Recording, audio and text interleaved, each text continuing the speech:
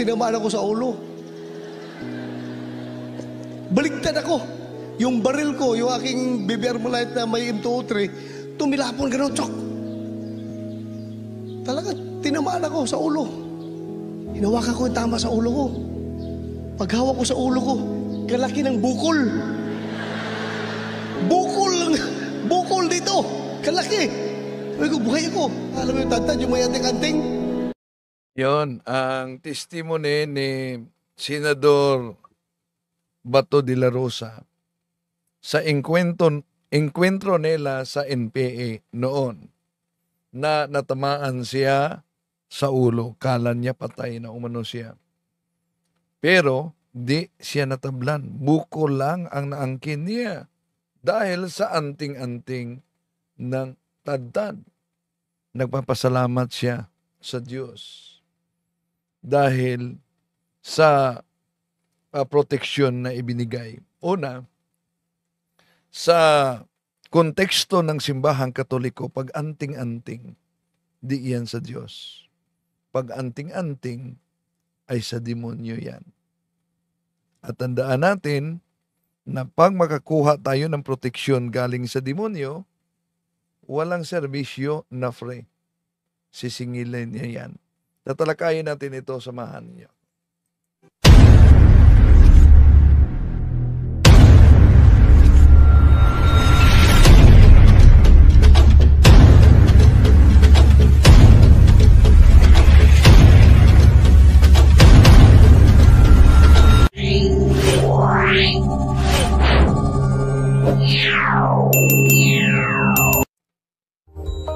Kumusta sa lahat ng mga kapatid na sumusubaybay sa ating live streaming? Malapit na ang August 4 para sa ating debate dyan sa Cagayan de Oro City. Naniyahan natin ang ating mga kapatid. Shout out sa ating kapatid na si Rolando Bantugan at ang buong pamilya niya na nasa Estados Unidos na palaging nagsubaybay at sumusuporta sa atin. Maraming salamat, kapatid. So, kumusta sa lahat ating mga kapatid na sumusubaybay sa ating live streaming? Inaniyahan natin, huwag kalimutan na pindutin ang like sa ating live at huwag din kalimutan mag-subscribe kung bago ka lang. At pindutin ang bell button para updated kayo, mag-comment at i-share ninyo mga kapatid. Sa testimony ni Senador Bato Ronald de la Rosa mga kapatid, no? Ito yung nangyari sa Malay-Balay Bukidnon sa Seventh-day Adventist. Kaya palagi siyang iniimbita sa Seventh-day Adventist para magiging speaker sa kanilang pagpupulong. So, isinalaysay dito na kanyang pagpasalamat sa Diyos dahil sa kanyang karanasan na daming patay na sa side nila, dami ding patay umano sa side ng mga NPA at natamaan siya sa ulo pa. Kala niya patay na umano siya at may nakita umano siyang mga anghel. So ito ang bahagi sa kanyang testimony. Wala ko kay Lord, hindi ko talaga makalimutan si Lord dahil alam nyo, parang sini. Di niya makalimutan si Lord. Kung anting-anting ang pag-usapan, yun pa yung occultism. Occultism is Satanism. Kaya nga sa Hosea chapter 4 verse 6, my people are destroyed for lack of knowledge. So, dito isinalaysay niya ang kanyang karanasan sa pakipaglaban sa NPA sa Davao. At wala sila umanong reinforcement na natanggap, bakbakan, hanggang maraming mga natamaan, maraming napatay sa side ng PNP at siya mismo natamaan.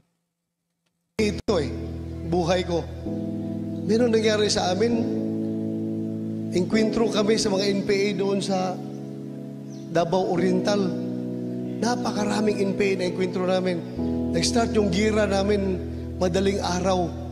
Yung, kuwan pa lang, tinyente pa lang ako. Natapos nun hapon na. Naubos yung mga taon dami patay namin. Gabi, madaling araw hanggang hapon Siguro 13 yung patay sa amin ng mga tao ko. Sa NPA rin, marami rin patay. Para alam nyo, nangyari ito, hindi ko makalimutan ha. Sige ako takbo-takbo dahil akong kapatid commander eh. Sige kami bakbakan sa mga NPA. Ang daming NPA dahil plenum yun. Siguro kung may NPA man dito nakikinig, bahala. Malay-balay kasi, yan, no? Isa pagpupulong sa Seventh Day Adventist sa Malay-balay. At alam naman natin na diyan sa Malay-balay, sa Bukidnon, may napaulat na maraming NPA at may nangyaring bakbakan. Yung kapatid sa kasama naming si FD, isang sundalo, na assign diyan sa Malay-balay, Bukidnon. Meron din yung anting-anting umano. At nung nasubukan na niya yung anting-anting niya doon sa Basilan, naputukan sila ng landmine, di natablan, kaya para sa kanya, subok na talaga yung anting-anting niya. So doon sa Bukidnon, nagka-enkwentro din sila ng NPA. At may sugatan siyang kasama na ni-rescue niya. So ni-rescue niya, hindi na siya nagtago, na sniper ang kanyang paa. Yon ang dahilan kung bakit napatay siya. So, yon, mag-ingat talaga sa mga anting-anting dahil ang demonyo'y matuso. No? Tuso talaga demonyo. Kaya dyan, basta experience ko ito. Plenum. I-share ko lang ito sa inyo. Not to portray myself as the good one and the NPA as the bad one. No. I-share ko lang ito sa inyo para malaman ninyo yung kung gaano ka-strong yung power ng ating poong may kapal. Yun lang ang purpose ko dito. Pero kung may kaugnayan na sa anting-anting, sa side, lalo na sa konteksto ng simbahang Katoliko, yun ay tinatawag na syncretism. No? Yung pinaghalo ang okultismo at ang pananampalataya sa Diyos. Unang Korinto 10:20, kung ginawa mo ang gawain ng mga pagano, yun ay pagsamba na ng demonyo. Alam mo, sige na, gira-gira. Sige, bakbaka na. Sige ako takbo from end to end. Kasi yung mga tao ko nakadapa, inambus kami along na kalsada habang naglalakad kami. Yung mga bahay pala na dinaanan namin sa gilid, ang ilalim pala ng bahay may nakahukay na ng mga paksol. Sa ilalim na paksol nun, may mga masinggan na doon na NPA nakatutok sa amin. So yung nakalinya kami lakad, naglalakad, gano'n, lalakad. Pagputok, puk, yun na, bagsak na kami lahat, daming tinamaan sa amin. Ang mga bahay, puro may mga masinggan sa ilalim, mga NPA, nakapwisto na sila. So maubos na kami. Ang ginagawa ko, patakbo-takbo ako dahil ayaw ng company commander. Ayaw ko maubos kami. Pang point to point, takbo, in-encourage ko yung trupa ko. Ano sugat mo? Malalim. Sir, kaya pa. Sige, kaya laban. In-encourage ko sila lumaban para huwag mag-surrender. Kasi kung hindi ko encourage, mag-iyakan na, aray, sir, di ko na kaya. Yung ba, pinabatukan ko, lumaban ka, huwag kang umiyak dyan. Takbo ko na takbo, ganun, from end to end, napakahaba. Haba ng aking tinatakbo para encourage ko lang yung mga tao ko na lumaban. Nakita siguro ng Okay, acknowledge natin si kapatid na Roland Bantugan. Good evening, Bro Wendell, watching from San Francisco, California. Okay, at sila si Arlene Gento, Santo Benedicto, The Twin Hearts, si Mr. Curious Catholic, Bro Dens, kumusta? Huwag kalimutan mag-subscribe sa kanyang channel, Margie Saligan, at Arnie Kabasag. Okay, tuloy natin mga kapatid. Ito yung commander. Kung saan ka tumatakbo, sunod-sunod yung radyoman ko. yung radyoman ko na taga-contact. Sige lang contact. Hornet Striker. Yung Hornet, yung helicopter. Striker kami. Hornet Striker. Hornet Striker. Kay magayo lagi tao mag-reinforcement. Kay mahurot na ba? So, hihingi sila ng reinforcement. Tawag ng tawag yung Radyo Manila dahil baka maubos na sila. Mahunumduman ako katong radyoman. Gikan sa alas 4:30 sa kadlawon. Hanto na alas 4:30 sa hapon. Wala ang gisulti. Hornet Striker. Hornet Striker. Nawarsak na ba? Mula sa alas 4 ng madaling araw hanggang alas 4 ng hapon. Yun, tawag lang yung Radyo Manila at wala silang natanggap na reinforcement. Siya, kawa may mutubag. Kawa man di helicopter. Ang helicopter tuwa man sa Cotabato na emisyon. Wala nagsuporta sa mua. Gayong nalamis, abante mo, nalagay helicopter diri, musunod sa inyo ha. Suportahan mo, inig ma-enkwentro mo. Ay, hanto, naghapon na lang, walang niabot. So ako, sige ako takbo-takbo. Alam nyo, sa dami na ng tinamaan na tao ko, tinamaan din ako. Tinamaan ako sa ulo. Baligtad ako. Yung baril ko, yung aking BBR Malite na may M203, tumilapon gano'n, tsok. Talaga, tinamaan ako sa ulo. Gano'n ako. Sumigaw yung aking first sergeant sa ibang mga opisyal, Sir, si CO, tinamaan, patay na. Patay na si CO. Nagkaganyan ako eh. Kaya nagwala yung aking isang platoon leader sa likod, bagong graduate ng PMA, sabi niya, patay na si CO. Wala na tayong pag-asa nito. Assault. Pag-assault nila, inassault na yung masinggan sa ilalim, patay rin yung aking opisyal, bagong graduate ng PMA. Ang daming tinamaan sa kanila. Alam nyo, that time pala, tinamaan ako. Magtamapok. Blackout na lahat. Blackout. Wala na akong maramdaman. Nakapikit ako. Nakita ko na lang may mga anghel na nagtuturutot. Ganun. Nagtuturot pa. Yun ang nakikita ko, ha? You may believe this or not. Basta ako, ramdam ko, nandoon ako papunta sa langit. Wini-welcome na ako ng mga angel. Yung angel talaga na may trumpet gano'n, no? Mga angel. Sabi ko, Lord, paalisin mo muna yung mga angel na yan, Lord. Hindi pa ko ready mamatay. Ako, nagdasal ako, ha? Kahit na, alam ko, tinamaan ako eh. Sabi ko, Lord, wag mo muna akong patayin dahil kung mamatay ako, maubos itong aking mga tao kasi wala na mag-supervise sa kanila, wala na commander. Yung mga bagong graduate lang yun na trainee ng Philippine Constabulary noon, yung mga PC, puro mga bago talaga yung constable. Puro constable yan. Pag ako mamatay, wala na mag-command Nasa Philippine Constabulary pa sila noon. sa kanila, maubos ito. Disorganized na. Siya ko na sa Lord, huwag mo muna akong patayin ngayon, Lord. This is not yet the right time, Lord. Please, Lord. Alam nyo, nawala yung mga anghel sa paningin ko. Iniwan ako niya, nawala. Tapos, nagising ako. Pag gising ng mata ko, hinawakan ko yung tama sa ulo ko. Paghawak ko sa ulo ko, kalaki ng bukol. Bukol dito. Kalaki. Sabi ko, buhay ako. Continue, fight. Sige, laban.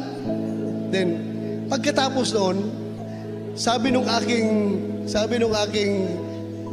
right hand ko na sundalo, sabi niya, Sir, tinamaan ka, sir, pero nabuhay ka. Ko, nahirap paniwalaan nga eh. Pero sir, maniwala ka sa hindi. Tingnan mo yung likod mo. Inspeksyon mo yung uniforme mo. Tinanong ko yung uniforme. Kinagabihan na yun, ha. Pagkatapos sa enkwentro, na-retrieve na namin yung mga patay na mga kasamahan namin. Tinanggal ko yung uniforme ko. Tingnan mo, sir, likod mo. Puno yan ng oil. Anong oil ito? Basa nga ng oil. Sabi mo, sir, habang bumabakbak ka, sir, habang bumabanat ka, sir, nasa likod mo ako, sir, yung, kasi tad-tad siya, alam mo yung tad-tad, yung may anting-anting. Yung aking oil, sir, binubuhos ko sa iyo. Hindi. May nagtanong anong sikta nang inaniban. Speaker siya sa Malaybalay Bukidnon sa gathering ng Seventh-day Adventist. Tuloy natin. Extend ko yung power ko sa iyo, sir. Na-extend ko yung power ko sa iyo. Kaya hindi ka tinablan. Sabi ko, ewan ko. Maniwala ko hindi. Basta importante, buhay ako. Mahirap yung mga wonders of life, mga miracles na hindi mo ma-explain. Kasi ang alam ko talaga, tinamaan ako. Bakit yung wound na convert into bukol? Yun ang kaniyang testimony. So, hindi sa kanya ang anting-anting pala, no? Kundi sa kasama miyembro ng PC na miyembro ng TadTad. At nilagyan siya ng lana sa likurang bahin, kaya ang resulta, yon nabuko lang ang tama, di siya tinablan. So, kahit ganon, dahil occultism yan, no, may contamination. Okay. So, yun ang pero nagpapasalamat siya sa Diyos, hindi niya alam na ang anting-anting ay isang occultismo. Ang occultism ay satanism. Okay. So, marami pa, kahit mga Katoliko, may mga ilan na may mga anting-anting. At noong nakalipas na buwan, may nag-surrender sa atin, siya umano ang tagabigay ng mga anting-anting sa mga sundalo. Dating sundalo din siya. At may sarili na siyang kapilya at may mga miyembro na. Pero sumuko at buong pamilya nila palagi nagsubaybay dito at dala yung ang daming mga anting-anting. Kaya pinakumpisal ko muna sa pari. So kaya mga kapatid, iwasan talaga yung mga anting-anting. Dahil ang anting-anting ay occultismo. Tandaan yung unang Korinto 10:20, ang pagtanggap sa mga occultismo ay pagsamba ng demonyo at hindi sa Diyos. Okay, ako ang inatasan ngayon sa punto por punto na magtalakay para sagutin si SDA Pastor Cesar Dizon. No? So, kaya sa pagkakataong ito, ating papasukin na ngayon ang punto por punto